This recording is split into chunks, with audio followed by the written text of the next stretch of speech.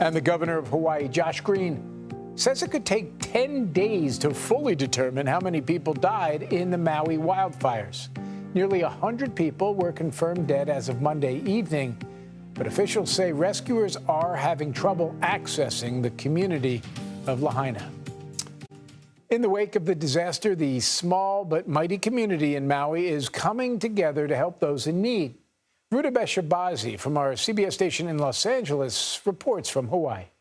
At docks across the island, it's all hands on deck.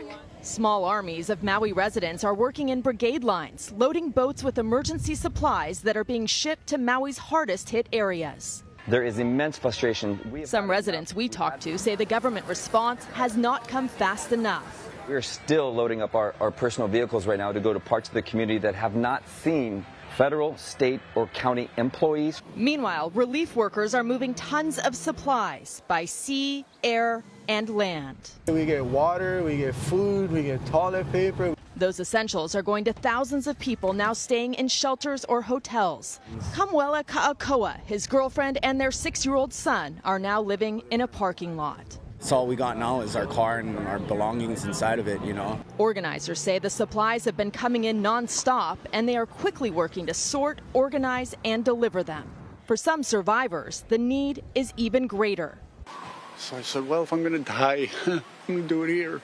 3 years ago, Ty Hofer says he learned he has an incurable disease, and he moved to Lahaina hoping to live out his remaining days in peace. I mean, what more do you want from me? I can't give you anything else. You've taken everything from me. And donations continue to pour in at this church behind me. Locals jumped into action immediately. Hawaiians have a long tradition of helping themselves, and many of them told me they weren't going to wait for the government to save them. Jim? Thank you so much. For more on all this, let's bring in Alice Lee. She is the chair of the Maui County Council. Alice, thanks so much for joining us. As we just saw, it's early days, but what we've seen is a story of the community pulling together. There are reports, of course, of people saying the response isn't quick enough or extensive enough.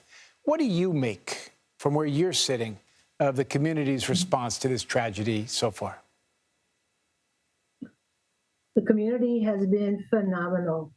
Everybody's been very generous, and hearts go out to everybody.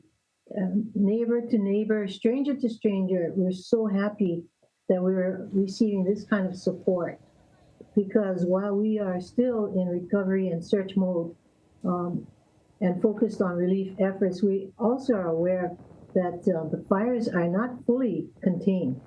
So this situation is not over. We're not out of the woods by any stretch of the imagination. And so it's important that our community continue to be patient, be calm, and work together as they have been. I think that's a really important point, that you are still in the middle of search and recovery, as you say, not out of the woods. Can I ask you what the current state of the search and rescue efforts are? Well, the fires are contained about 85%. So we still have hot spots, which are dangerous so the search and recovery is a little slow as a result of that. You know, people can't just go in there and do one major sweep. They have to be very careful. And then there's, as a result of the fire, toxic particles, as well as we still have downed power lines and gas lines and so forth. So our responders have to be very, very careful. So we're at the point of, you know, recovering bodies, going through the homes, seeing how each, you know, if anybody is still in their homes, or because a lot of people are still missing. Yeah. So we have to, you know, account for them. So this is very slow. And we also are asking families for DNA, because it's very hard to identify the bodies.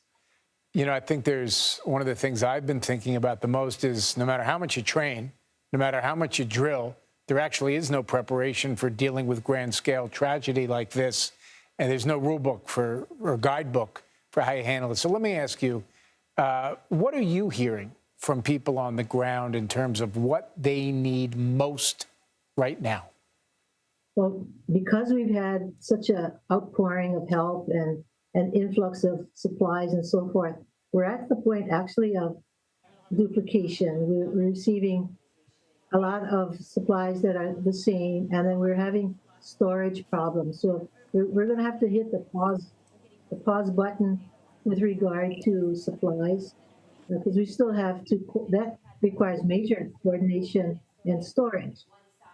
But the responders are doing the best they can under the circumstances, and everybody is exhausted.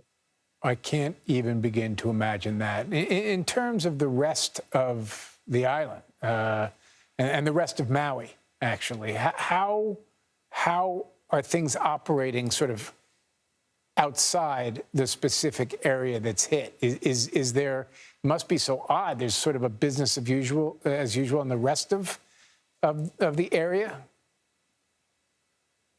Not quite. We do have some smoldering fires in upcountry Kula, not as bad as Lahaina. But as far as back to normal, I don't think anywhere is back to normal, because in the central area where the government, where I'm located, that's where the services are. And that's where a lot of the residents from Lahaina are trying to get services. And that's where many of the shelters are as well.